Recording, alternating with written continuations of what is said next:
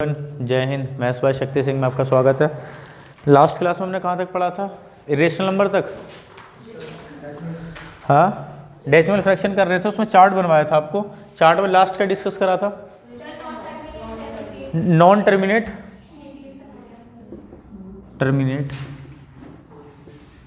Repeat. तो इसका मतलब हम रेशनल नंबर में चल रहे थे, है ना। तो हम रेशनल नंबर कर रहे थे। यहाँ आपको लिखवाया था क्या? रियल नंबर के दो पार्ट होंगे, एक तो रेशनल होगा और एक इरेशनल होगा। रेशनल हमने पढ़ लिया, इरेशनल पर आते हैं। इसे हिंदी में बोलेंगे अपरिमेय संख्या।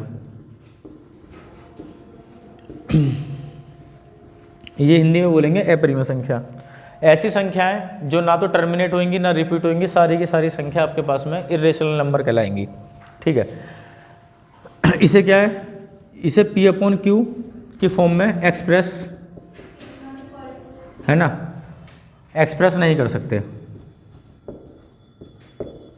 यह हम लिख सकते हैं इसे कि P अपॉन Q की फॉर्म में से व्यक्त नहीं किया जा सकता, मतलब अंश बटे हर में नहीं लिखा जा सकता। क्यों नहीं लिखा जा सकता? क्योंकि आपको पता है कि ये नंबर ना तो टर्मिनेट होगा ना रिपीट होगा। जो नंबर ना ही टर्मिनेट होगा ना रिपीट होगा वो आपके पास में किस में आ जाएंगे? इरेशनल नंबर में। ठीक है। इसके एग्जांपल क्या है? √2, √3, √5, √6, √7, √8, √10। इसका मतलब क्या हो गया? जब भी आप किसी भी non perfect square root number की ये नॉन परफेक्ट जिसका स्क्वायर रूट नहीं निकलता हो उसकी आप वो करोगे तो आपके पास में क्या कहलाएगा? Irrational number. मैंने 4 नहीं लिखा। जैसे आप √4 लिखते तो √4 की वैल्यू 2 होती और 2/1 लिख देंगे, ये तो रेशनल नंबर बन गया। ऐसे मैंने √9 नहीं लिखा। √9 को जब लिखेंगे तो 3 आ जाएगा बाहर, 3/1 कर देंगे, कर सकते हैं। क्योंकि कोई भी नंबर जो है ना वो परिमेय संख्या है। जो इंटीजर है ना, हर इंटीजर परिमेय संख्या भी है। 0, 1, 2, 3, 4 यहाँ तक कि माइनस में भी जो है आप रिप्रेजेंट कर सकते हो। तो ये हो जाएगा 3/1 लिख सकते हैं। तो जितनी भी संख्या नॉन परफेक्ट स्क्वायर जिसका नहीं होता उसका स्क्वायर रूट लिख दे, वो सब सारी संख्या आ जाएंगी। √11, √12, √13, √14, √15, √16 नहीं आएगी। √16 को अब 4 हो जाएगा ना, 4 हटा देंगे। √17, √18, जितना आपका मन करे आप वो लिख सकते हैं। ये तो संख्या हो गई। उसके बाद में पहले इसकी बात कर लेते हैं, √2 की वैल्यू। √2 की वैल्यू कितनी होती है? 1.14 पढ़ी आपने। ये वैल्यू यहाँ पर ख़त्म नहीं होती है। आप यहाँ पर ऐसे डॉट डॉट डॉट लगाते हैं, क्योंकि अगर आपने वैल्यू बताई ना 1.414, अगर यहाँ ख़त्म हो गई तो आप इसको डेसिमल हटा के इसके नीचे 1000 लिख सकते थे। P अपॉन Q की फॉर्म में हो गया। Q does not equal to 0 है, तो यहाँ से बात क्या बन गई? यहाँ से तो हम कहना चाह रहे हैं कि ये नंबर क्या होगा? रेशनल नंबर हो गया। जबकि नंबर यहाँ रुकता नहीं है, तो इसकी फुल फॉर्म है 41, 42, 13, 56, 23, 73, 09504 ऐसे ही आगे चलती चली जाती है। नहीं, मैंने डिवाइड नहीं करा। √2 की वैल्यू है ये 1.14 जो है ना, ये वर्गमूल निकालने वाली विधि से है। जैसे आप निकालते हैं √2 है, आप करते हैं 1 एकम 1, तो यहाँ लिख देते हैं 1, फिर 1 घटा लेंगे, 1 और 1 हो जाता है 2 हो जाता है। फिर यहाँ दशमलव लगाते हैं, फिर यहाँ करते हैं 0, फिर 1 ना जाने की 0 लगाएंगे, फिर 24 चौक 96 करेंगे, फिर 400 उठाएंगे, फिर 8 उतारेंगे, फिर ऐसे सॉल्व करते हुए जाते हैं ना, तो उससे वैल्यू निकली है 41421356 2373 09054। ऐसे रिपीट होती चली, मतलब ये आगे तक बढ़ती चली जाएगी। जब आप इसे लिखेंगे ना तो आप देख रहे हैं ना तो कोई नंबर ये वैल्यू टर्मिनेट हो रही है और ना ही कोई भी एक स्पेल ऐसा आ रहा है जहाँ पर आप इसके ऊपर बार यूज़ कर सकें। √2 की वैल्यू भी ऐसी है। ऐसी √3 की वैल्यू 1.732 है ना, और ये भी कंटिन्यूड फॉर्म में चलती है, यहाँ रुकती नहीं है। आपके लिए इतनी ज़्यादा यूज़ में नहीं आती है, तो लोग आपको जितने भी आप पढ़ते हैं बुक्स में सब कुछ जो है इतना मिलेगा। पर जैसे आप 9th क्लास की बुक्स वगैरह खोल के देखेंगे तो उसमें आपको पूरी वैल्यू मिल जाएंगी। एक इसमें बहुत बढ़िया वैल्यू आती है क्या? इरेशनल नंबर में पाई, बहुत इंपॉर्टेंट है। अब पाई की वैल्यू क्या होती है? 22/7 होती है। सब लोग एग्री करते हैं? ठीक है। आपने पाई की वैल्यू पढ़ी है 22/7, जबकि पाई की वैल्यू 22/7 होती ही नहीं है।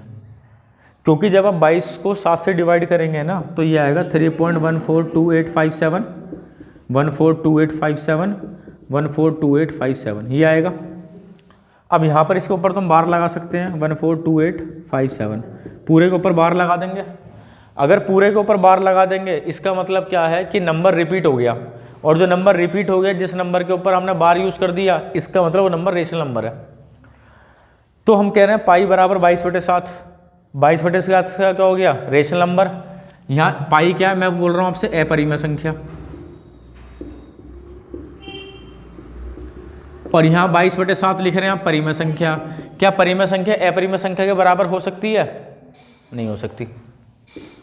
फिर पाई की एक्चुअल वैल्यू क्या है और पाई है क्या? अगर आपसे कोई पूछता है कि पाई है क्या, पाई एक नोशन है क्या, जब भी हम क्या कहते हैं सरकमफेरेंस को डायमीटर से भाग करेंगे एक कांस्टेंट रेशो आएगा। सरकमफेरेंस को बोलते हैं हिंदी में परिधि, और डायमीटर को बोलते हैं व्यास।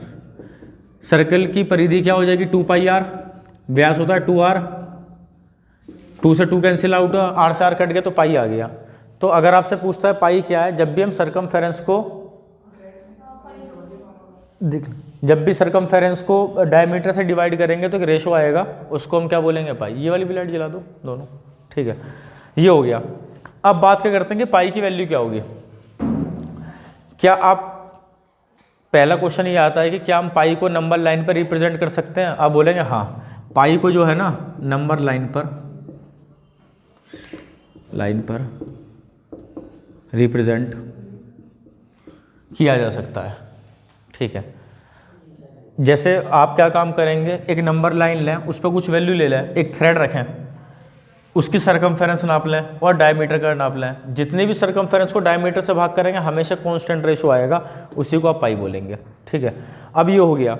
और पाई की वैल्यू आप कह रहे हैं 22/7 नहीं होती तो क्या होती है? अगर आपसे कोई पाई की वैल्यू पूछेगा तो पाई की वैल्यू होती है 3.141595, 3.1415, ठीक है, 3.14159267 कुछ ऐसे चलेगी, 3.1415, ठीक है, ऐसे चलेगी। आगे जो चलेगी उसके बाद में जब आप इसे सॉल्व करोगे तो उसमें आगे चलती चली जाएगी, रिपीट नहीं होगी, ठीक है। 3.141592653538979323 करके आएगी।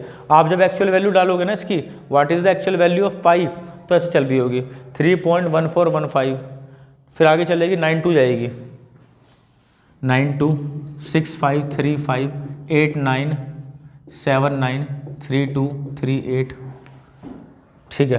3.141592653589793238 इतना दिखा रहा है ना, एक बार आप चेक कर लेते हैं।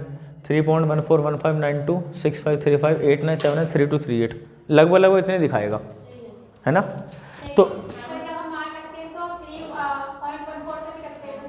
नहीं, आप एक मिनट सुने, जब आप इसको सॉल्व करेंगे ना, ये कंटिन्यूड है, तो हम क्या काम करते हैं, अप टू 2 डेसिमल ले लेते हैं ना।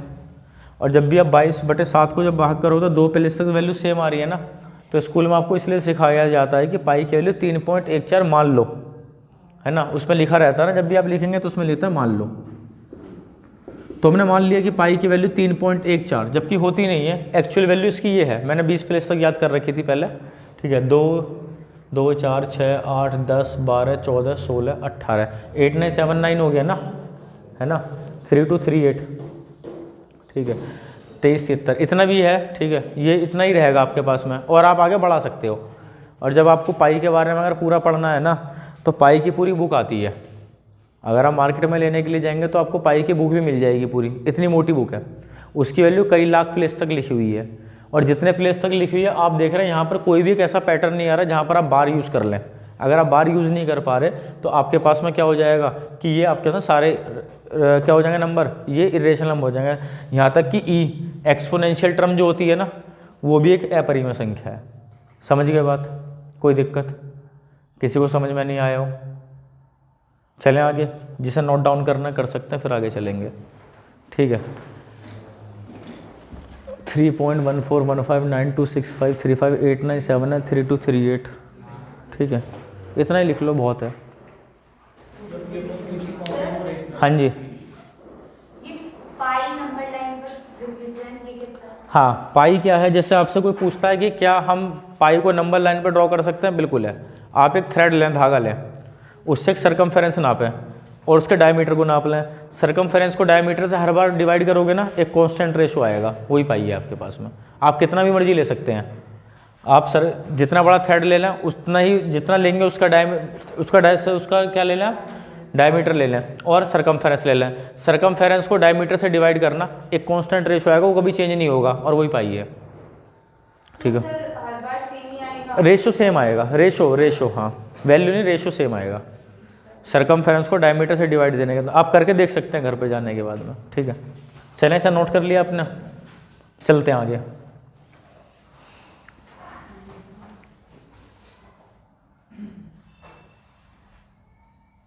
दिख रहा है ना वैसे, बड़ा बड़ा साफ है ना? ठीक है,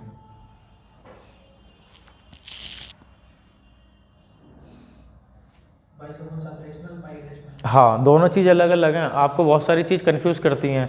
आपसे कोई पूछेगा क्या कि 22/7 क्या है, तो आप लोग बताएंगे 22/7 एक रेशनल नंबर है। और आपसे कोई पूछेगा कि पाई क्या है, तो आप बताएंगे पाई एक इरेशनल नंबर है। ठीक है, फिर आपसे कोई पूछेगा कि पाई की वैल्यू तो 22/7 होती है, तो आप बताएंगे नहीं जी, पाई की वैल्यू 22/7 नहीं होती है। ठीक है, क्योंकि दोनों चीज़ अलग अलग है। मान लेते हैं क्योंकि 2 प्लेस तक वैल्यू सेम सेम दे रहा है, इसलिए मान लेते हैं, बोला कि हाँ इतनी वैल्यू जा सकती है सेम, आगे नहीं जाएगी। आगे चले इरेशनल नंबर के बाद में, रफ कर दें। ठीक है,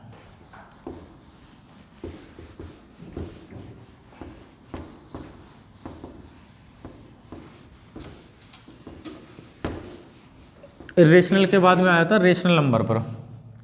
रेशनल नंबर हमने पढ़ लिया परिमेय संख्या कल वाली क्लास में। अब रेशनल नंबर में 3 चीज़ होती हैं, इंटीजर,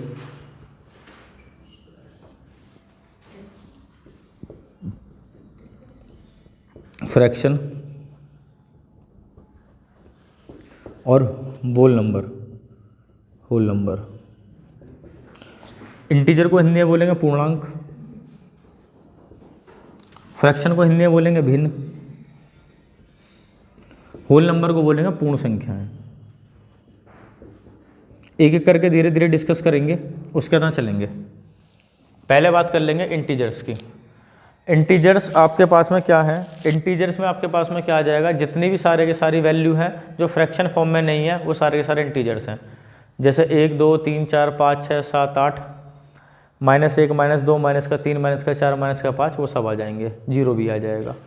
ठीक है, तो 0 इधर से आ रहा है हमारे पास में इंटीजर में, तो इंटीजर्स क्या हो जाएंगे आपके साथ, -5 -6 -7, 0 ले लें, 1 ले लें, 2 ले लें, 3 ले लें, 4 ले लें।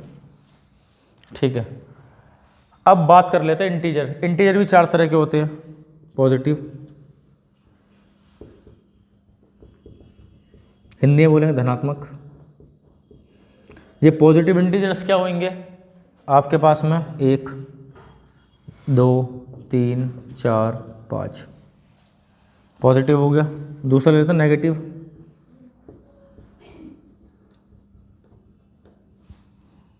नेगेटिव क्या हो जाएगा, ऋणात्मक। इसमें आ जाएंगे -1 -2 -3 -4 -5 आ जाएगा। तीसरा ले लेते हैं नॉन पॉजिटिव, अधनात्मक।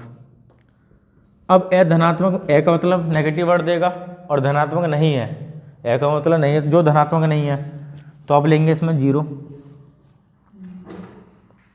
-1 -2 -3 -4।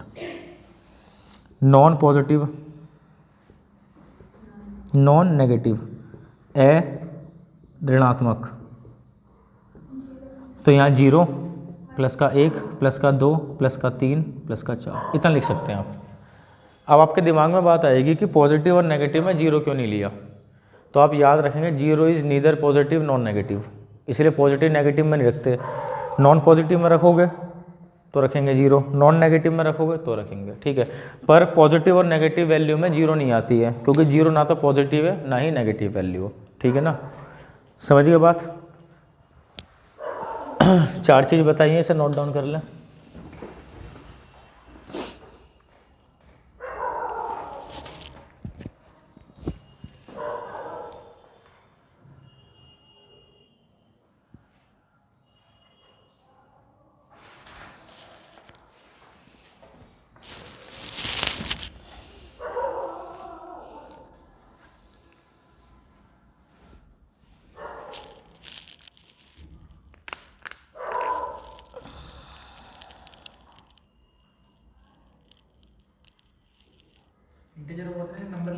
बिल्कुल, पर इंटीजर देखो नंबर लाइन पे आप किसी भी नंबर को शो कर सकते हो, पर इंटीजर्स में आप वैल्यू 1 2 3 4 लेकर चलेंगे, फ्रैक्शन वैल्यू नहीं आती इंटीजर के में। इसके अंदर फ्रैक्शन वैल्यू नहीं आएगी, इसका मतलब कि पॉइंट वाली वैल्यू को ही नहीं लेंगे, ठीक है। इन नंबर लाइन पे तो आप पॉइंट डेसिमल वालों को भी रिप्रेजेंट कर सकते हैं, पर हम इंटीजर लेके चल रहे हैं जिसके साथ में डेसिमल लगी हुई ना हो, परफेक्ट स्टेट में हो नंबर, ठीक है ना। आप बोलेंगे 1 के बाद तो मैं डेसिमल भी लगा सकता हूँ 0, तो इसकी कोई वैल्यू है ही नहीं। आप 2 के बाद में 0 लगा दें, कोई दिक्कत नहीं है, 2 ही बार पढ़ा जाएगा उसे। जैसे अब नंबर के सामने अगर कुछ नहीं लिखा होता तो सब पॉजिटिव मान कर चलते हैं, ऐसे अगर 2 के बाद में डेसिमल नहीं भी लगाएंगे तो भी काम चलेगा। चलें आगे। पूर्णांक हो गया भिन्न, नोट डाउन किया। जिसको आपको समझ में नहीं आएगा तो आप पूछ लें ये बात, ठीक है। अगर आपको लग रहा है कि मेरे को कोई चीज़ में डाउट है तो आप पूछ सकते हैं। आगे बात कर लेते हैं फ्रैक्शन। फ्रैक्शन को हिंदी में बोलेंगे भिन्न।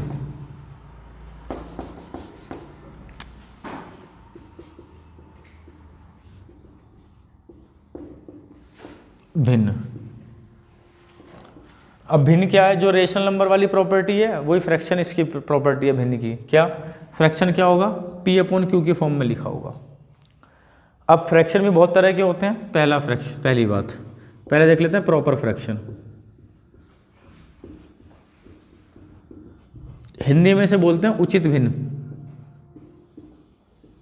उचित भिन्न, अब ये उचित भिन्न क्या है? प्रॉपर फ्रैक्शन में P/Q की फॉर्म में तो आपको सब में लिखना है, जहाँ पर P छोटा होगा Q से, प्रॉपर फ्रैक्शन बोलते हैं। मतलब 3/5, 7/13, 9/19 लिख लें, 17/31 लिख लें। संख्या तो सब P/Q की फॉर्म में है, अंश छोटा होना चाहिए हर से, उसे उचित भिन्न बोलेंगे। कहाँ पर? जहाँ पर अंश हर से छोटा हो, प्रॉपर फ्रैक्शन है, उचित भिन्न बोलेंगे। यूपी टेट मेरे ख्याल से 2018-19 के पेपर में पूछा क्वेश्चन है प्रॉपर फ्रैक्शन का। बेसिक सी बात है कि उसने 4 ऑप्शन दे दिए थे, इसमें से पूछा था इनमें से बताओ प्रॉपर फ्रैक्शन कौन सा है? उचित भिन्न। उचित भिन्न में अंश हमेशा जो होगा ना हर से छोटा होगा, ठीक है। दूसरा आते हैं इम्प्रॉपर फ्रैक्शन। इम्प्रॉपर फ्रैक्शन को हिंदी में बोलेंगे अनुचित भिन्न। ये अनुचित भिन्न क्या होगी? अंश को इंग्लिश में बोलते हैं न्यूमरेटर, हर को इंग्लिश में बोलता है डिनोमिनेटर, ठीक है। अगर किसी को नहीं पता हो, अंश को बोलेंगे न्यूमरेटर और हर को बोलेंगे डिनोमिनेटर, ठीक है। अनुचित भिन्न P/Q की फॉर्म में लिखेंगे, इसमें उल्टा हो जाएगा, इसमें अंश बड़ा होगा हर से, इसमें अंश बड़ा हो जाएगा आपके पास में हर से, उसे बोलेंगे अनुचित भिन्न। एग्जाम्पल लिख लेते हैं 11/9, 13/7, 15 कितना लिख लें? 7 ही कर लेते हैं, 31/19, कुछ भी लिख लें आप।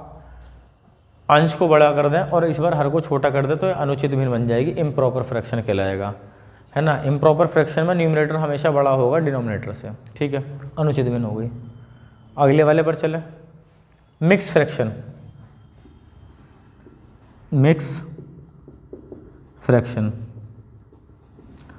मिक्स फ्रैक्शन क्या होगा? इसे बोलेगा मिश्र भिन्न।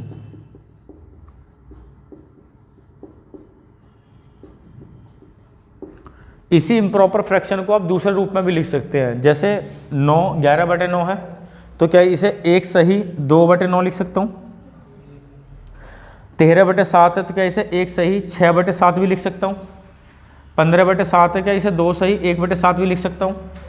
31/19 है, तो 19 से कम 19 और कितना हो जाएगा 12, 1 से 12/11 है। तो मिक्स फ्रैक्शन में क्या होगा, एक तो आपके पास में इंटीजर वैल्यू हमेशा आएगी, आप देख रहे हैं, और जो बाकी फ्रैक्शन आएगा ये आपके पास में हो जाएगा क्या, प्रॉपर फ्रैक्शन हमेशा, क्योंकि जब नीचे डिवाइड होना बंद कर जाते हैं तभी तो रिमाइंडर लिखते हैं, और जब ऊपर रिमाइंडर लिखा तो इसका मतलब जो बाकी संख्या बची है वो आपके पास में कितना है, वो छोटी है। तो मिक्स फ्रैक्शन में क्या होगी, इंटीजर प्लस का प्रॉपर फ्रैक्शन। हिंदी में लिखेंगे क्या, पूर्णांक प्लस का उचित भिन्न। समझ गए इस बात को, ठीक है। मिक्स फ्रैक्शन के बाद में आ रहे हैं कॉम्प्लेक्स फ्रैक्शन।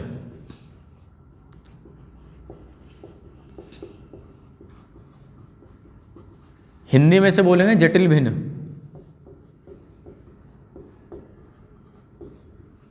जटिल भिन्न कैसे है कि अंश में भी अंश बटे हर में लिख दे और हर को भी अंश बटे हर में लिख दे तो उसे जटिल भिन्न बनते हैं। जैसे 3/5/4/7। अब ये अंश में भी अंश बटे हर हो गया, हर में भी अंश बटे हर हो गया, तो उसे जटिल भिन्न बनेंगे ना। तो इस जटिल भिन्न को भी या कॉम्प्लेक्स फ्रैक्शन को हम क्या काम करते हैं, ये नीचे तो 5 आ जाएगा, 3 ऊपर चला जाएगा, तो क्या इसे 21/20 भी लिख सकते हैं भाई। ये 5 तो नीचे आ जाएगा, 7 ऊपर चला जाएगा, 7 से 21/20।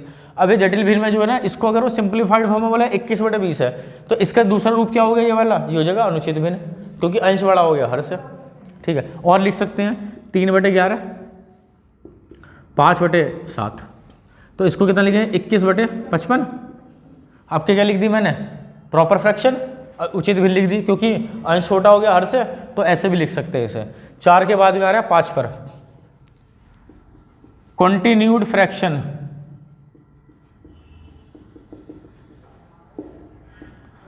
लगातार भिन्न। लगातार भिन्न कैसे है, जैसे किसने लिख दिया 2 प्लस का 1/1 प्लस का 1/3 प्लस का 1/5 प्लस का 1/6 प्लस का 1/3, ऐसा कुछ भी लिख दिया, तो नीचे की तरफ चलती जा रही है, तो ये क्या कहलाएगी आपके कंटिन्यूड भिन्न या लगातार भिन्न, ठीक है। चले नोट डाउन कर लें आप।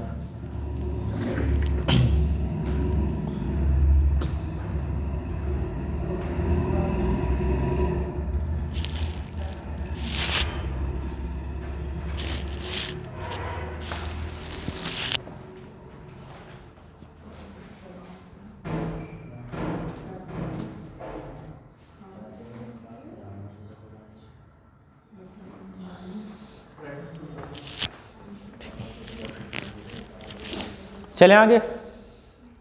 एक और था like fraction. Like fraction, like fraction जिसमें हर समान चलेगा, 3/5, 7/5, 9/5, 11/5, जिसका हर समान हो उसे लाइक फ्रैक्शन बोलते हैं, ठीक है। आगे चलते हैं। ये तो फ्रैक्शन हो गए, इतने आपके लिए फ्रैक्शन बहुत हैं, होते बहुत सारे हैं, ठीक है। इतना ही रहने फ्रैक्शन के अंदर। आगे आ रहे हैं होल नंबर्स पर।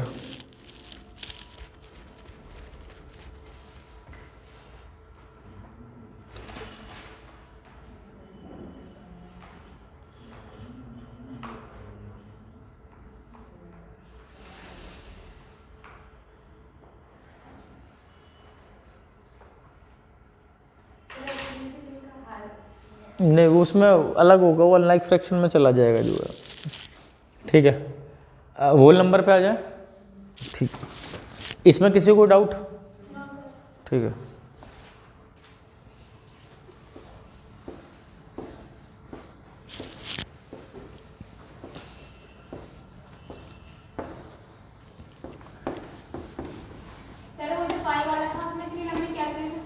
नहीं, सिर्फ आपको समझाने के लिए, वो समझाने के लिए आपसे इतनी लंबी वैल्यू कोई पूछेगा नहीं।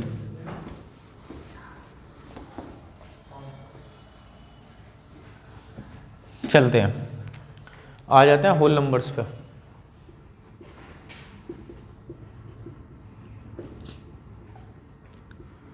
हिंदी में बोलेंगे होल नंबर्स को पूर्ण संख्याएं।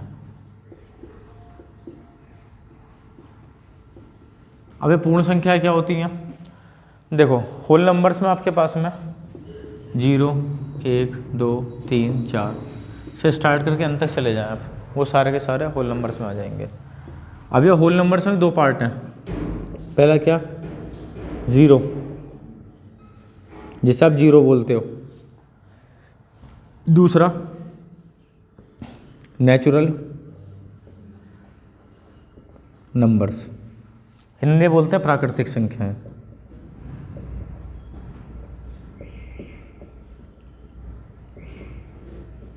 जीरो की इन्वेंशन से पहले ये माना जाता था कि नंबर 1 से स्टार्ट होते हैं।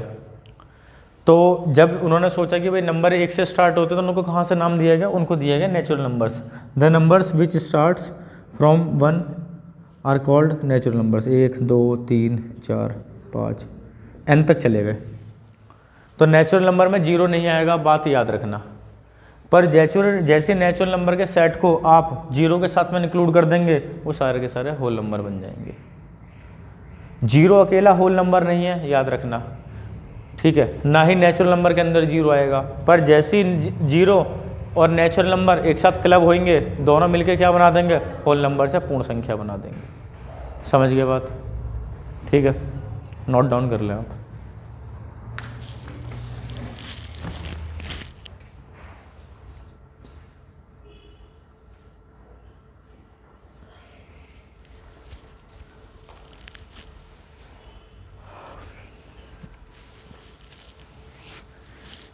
चार्ट आपका कंप्लीट हो गया है। आप चार्ट देख लें, 2 मिनट का टाइम है आपके पास में, जो पूरा चार्ट हमने करा दिया है। आपको कुछ ऐसा इसके अंदर है जो पढ़ाया और आपको बिल्कुल समझ में ना आया हो?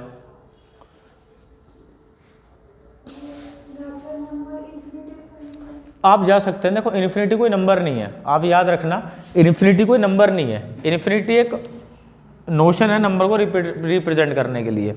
जहाँ तक आपको संख्या याद हो, तो वहाँ से आगे आपको संख्या ही नहीं पता और एग्जिस्ट करती हैं, तो हम उसे क्या बोल देते हैं, इन्फिनिटी देते हैं, है ना।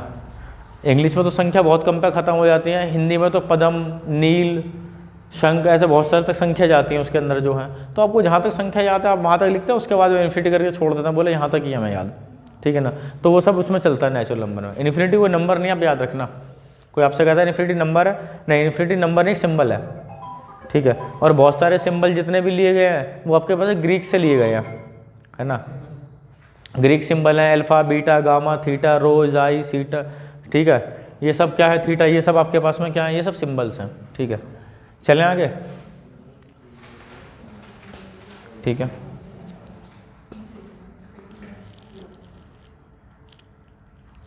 अब जो हमने पढ़ा है ना, अब इन्हीं नंबर्स के अंदर आप मुझे ऐसे बताएं कि आपने मैथमेटिक्स में और कोई नंबर पढ़ा हो और इस चार्ट से बाहर हो। आप सोचें, जो आपको चार्ट पढ़ाया है, कि कोई ऐसा नंबर हो कि आपने पढ़ा हो और इस चार्ट के अंदर ना आता हो। है इमेजिनरी पढ़ा दिया, square root of negative value जितना भी आप लेंगे ना, वो सब इमेजिनरी नंबर बता दिया। माइनस का 4 स्क्वायर रूट ऑफ 4 2 आयोटा दे देगा, ठीक है। तो इमेजिनरी नंबर उसके अंदर आ गया ना, रियल और इमेजिनरी नंबर पार्ट में। और कोई ऐसा नहीं आ रहा समझ? चलो आप फिर भी सोच के बता दें अगर आपको नहीं समझ में आता है तो। अगले टॉपिक पर आ जाएं फिर, अब है ना। अगला टॉपिक आप लगा लें इवन नंबर्स।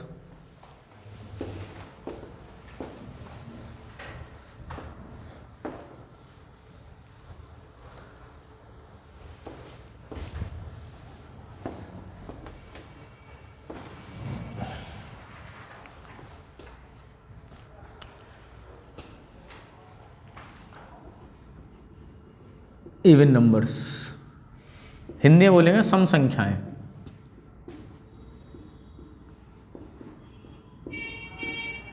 सम संख्या, कोई अगर आपसे डेफिनेशन पूछे कि सम संख्या क्या होंगी तो आप क्या बताएंगे? जो नंबर 2 से डिवाइड हो जाए। सबने पढ़ी है बचपन में बात, जो संख्याएं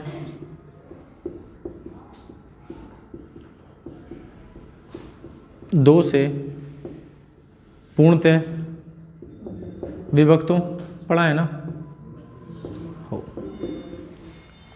the numbers which are perfectly divisible by 2, इसलिए मैंने पूर्णतः लिखा है, इसका मतलब इंग्लिश में परफेक्टली।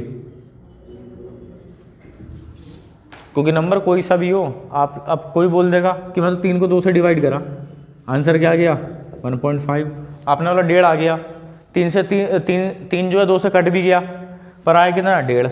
क्या परफेक्टली डिवाइड हुआ? परफेक्टली डिवाइड का मतलब होता है कि आंसर में आपके साथ इंटीजर आना चाहिए।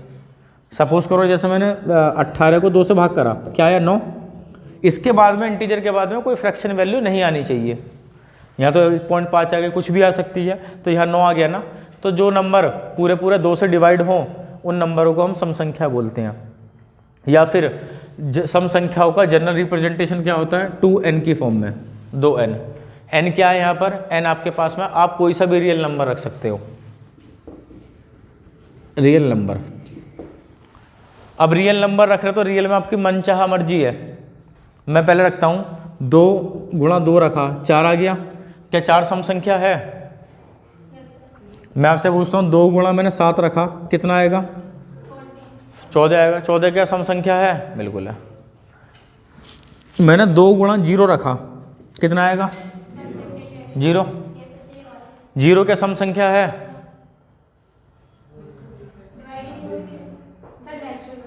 नहीं, मैं सिर्फ आपसे ये पूछ रहा हूँ कि 0 सम संख्या है, विषम संख्या है, क्या है? सम संख्या नहीं है, न्यूट्रल है। सम संख्या नहीं है, विषम संख्या नहीं है, न्यूट्रल बता रहे हैं आप लोग। पर मैं आपसे कहूँगा इसकी 0 जो है ना एक सम संख्या है। 0 एक सम संख्या है। हम इसे ज़बरदस्ती मानेंगे नहीं कि सम संख्या से बात को हम प्रूव कर लेंगे। पहले तो हम इसे बाद में देखेंगे 0 एक सम संख्या है। इससे पहले अगर मैं आपसे पूछूं क्या माइनस का 8 एक सम संख्या है, ये है या नहीं है? माइनस का 8, माइनस का 10, माइनस का 12, माइनस का 18, क्या ये सब सम संख्या है या नहीं है? है या नहीं है? -8, माइनस का 10, माइनस का 12, माइनस का 20 है नहीं? कुछ कह रहे हैं, कुछ कह रहे नहीं। देखो ये सब सम संख्याएं हैं, हमें मतलब नहीं है माइनस लगाओ या प्लस लगाओ, 2 से डिवाइड हो रही है ना, उसका कोई रूल ही नहीं है। बाकी जो है 2 से डिवाइड हो, क्योंकि मेरे पास में एक स्टूडेंट पढ़ता था, उसने पूछा था कि माइनस का 8 ये है, तो मैंने उसको बताया इवन नंबर्स है। उसने अपने कोचिंग में जाके बोला, मैडम से पूछा तो मैडम ने कहा कि नहीं, माइनस वाले नंबर्स ये जो है ना ये इवन नंबर्स नहीं है। तो आप याद रखें इवन नंबर्स नेगेटिव में भी हो सकते हैं। दूसरी बात, तीसरी बात, जो नंबर्स जो है 2-2 के गैप पर ड्रॉ करे जा सकें, 0 से भी हर तरफ जो है, तो वो सब नंबर क्या होंगे आपके पास में? इवन नंबर होंगे। जैसे मैं आपसे बोल दूं, यहाँ मैंने नंबर ड्रॉ करे 2, 4, 6, 8, 10, 12, 2-2 के गैप पे चल रहे हैं ना, 12, 10, 8, 6, 8, 2, तो 0 भी तो इवन हुआ, पहली बात। फिर यहाँ माइनस का 2, माइनस का 4, माइनस का 6, माइनस का 8, माइनस का 10, तो 2-2 के गैप पे चल रहे हैं ना। तो पहली बात तो यहाँ से होगी कि क्या 0 एक सम संख्या है। हाँ, पहली बात तो हमने यहाँ से प्रूफ कर दी नंबर लाइन से। दूसरे तरीके से अगर आपसे कोई पूछेगा तो कैसे कर सकते हैं? आप मेरे को एक बात बताएं, इसे रफ कर दूं? ठीक है, समझ में आ रही है ना ये बात? ठीक है।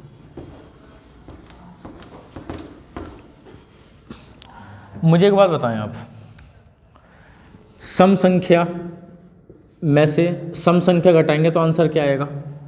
आप मन में घटा कर देख लें, कोई भी इवन में से इवन घटाएं तो आंसर क्या आना चाहिए? जैसे अगर मैं 12 में से 6 घटाऊंगा तो कितना आएगा? 6, इवन नंबर है। 10 में से 6 घटाऊंगा तो आएगा 4, 10 भी इवन है, 6 भी इवन है, सम संख्या है, 4 आया।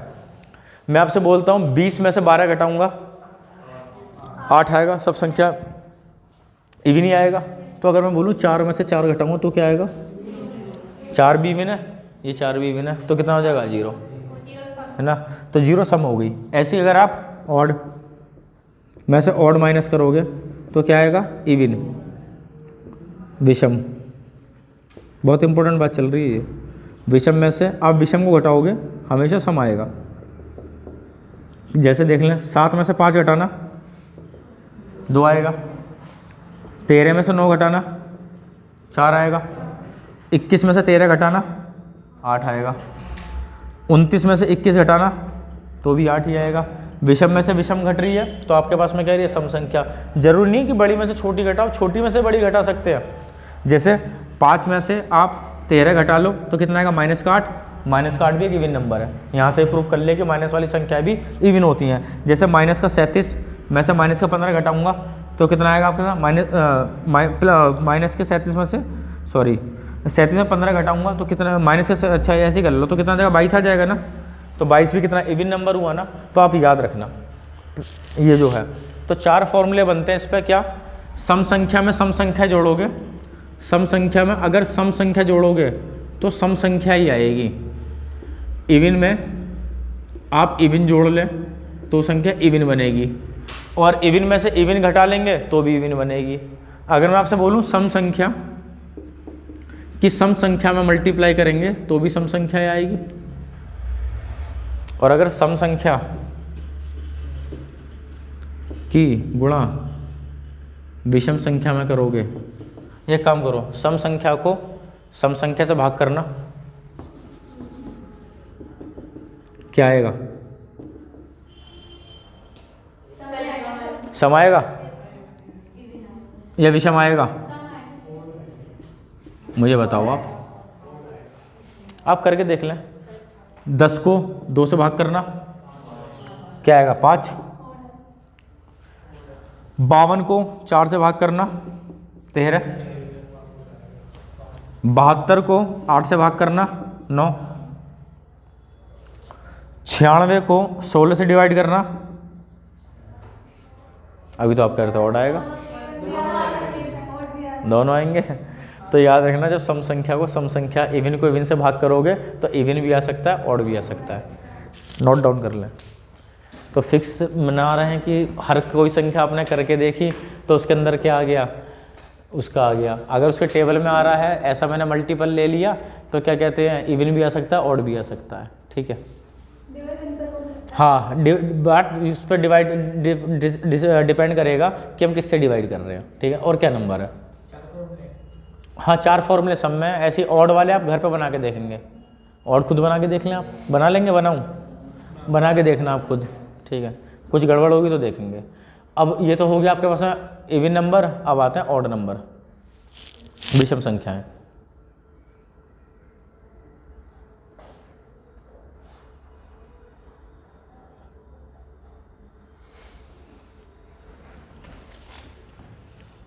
विषम संख्या रफ कर दें इसे,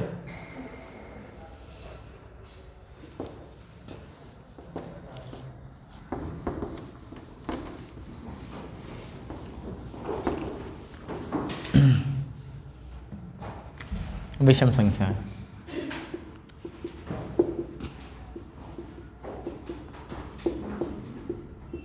ऑड नंबर्स, विषम संख्या क्या बोलेंगे, ऐसी संख्या जो 2 से पूर्णतः न कटें, विषम संख्या सब। इनका जनरल रिप्रेजेंटेशन क्या होगा 2n-1, ठीक है। आप n की वैल्यू कुछ भी रख लें, 1 रख लें, 2 रख लें, 3 रख लें, 4 रख लें, माइनस का 1 रख लें, माइनस का 2 रख लें, माइनस का 3 रख लें, तो क्या आ जाएगा आपके पास में ऑड ही नंबर बनाएगा।